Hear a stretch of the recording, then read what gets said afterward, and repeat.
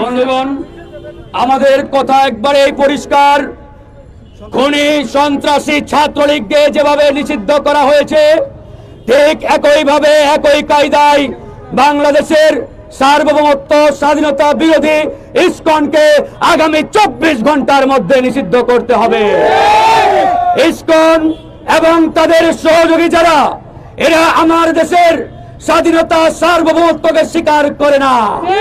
তারা মনে করে তাদের আসল দেশ ভারত, আর বাংলাদেশ হচ্ছে ভারতের একটি অঙ্গরাজ্য। আমাদের কথা একবারেই সহজ, এই সরকারকে সিদ্ধান্ত নিতে হবে তারা বাংলাদেশের পক্ষে, স্বাধীনতার পক্ষে, নাকি ভারতীয় রয়ের এজেন্ডের পক্ষে। আমরা গভীরভাবে আতঙ্কিত, আমরা গভীরভাবে লক্ষ্য করছি এই সরকারের চতুর্দিকে 90% চেয়ারে ভারতীয় রয়ের এজেন্ডা বসা রয়েছে।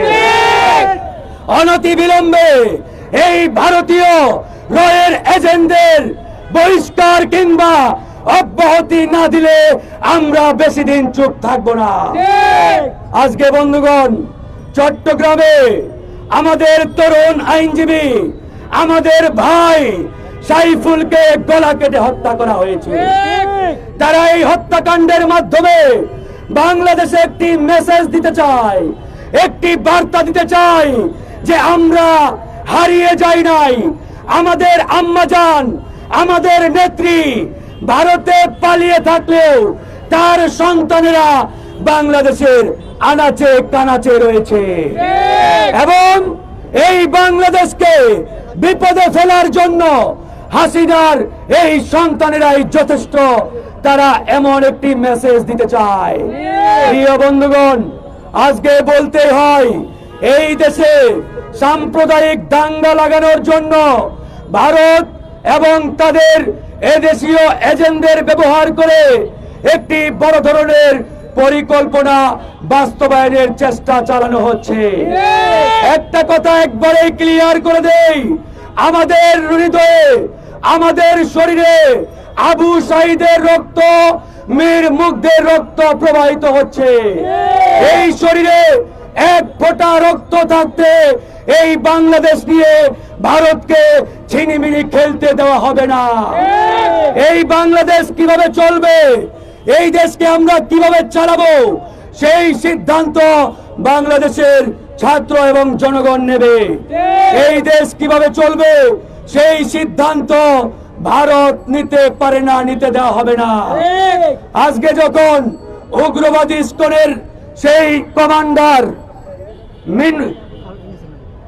চিন্ময় কৃষ্ণ দাসকে গ্রেপ্তার করা হলো, তখন ভারত থেকে স্টেটমেন্ট দেওয়া হচ্ছে তাকে জামিন না দেওয়া হলে সীমান্ত নাকি অবরোধ করা হবে।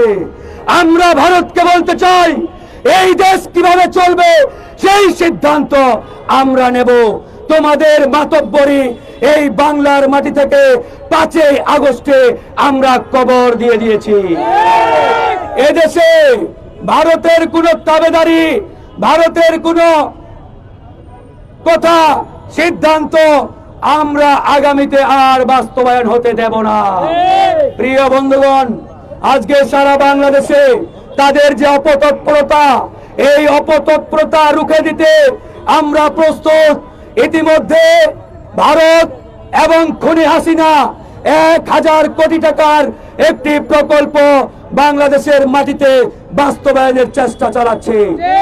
1000 কোটি টাকা দিয়ে হাসিনার সন্তানদের, খুনি হাসিনার দোসরদের রাজপথে নামিয়ে দেওয়া হয়েছে। তারা গ্রামে গঞ্জের সাধারণ সহজ সরল নাগরিকদের ভুলিয়ে ভালিয়ে ঢাকায় এনে একটি বিশৃঙ্খল পরিস্থিতি তৈরির চেষ্টা করছে। আমরা তাদেরকে বলতে চাই, তোমাদের বীজ দাঁত ভেঙে দিতে এদেশের ছাত্র জনতা এখনো জেগে রয়েছে, এখনো জেগে রয়েছে।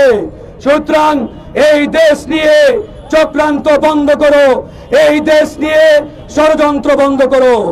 আমরা জেগে আছি, আমরা হারিয়ে যাই নাই। দেশের প্রশ্নে, স্বাধীনতার প্রশ্নে, সার্বভৌমত্বের প্রশ্নে ঐক্যবদ্ধ হতে আমাদের 5 মিনিট সময় লাগবে। 5 মিনিটের মধ্যে আমরা ঐক্যবদ্ধ হব।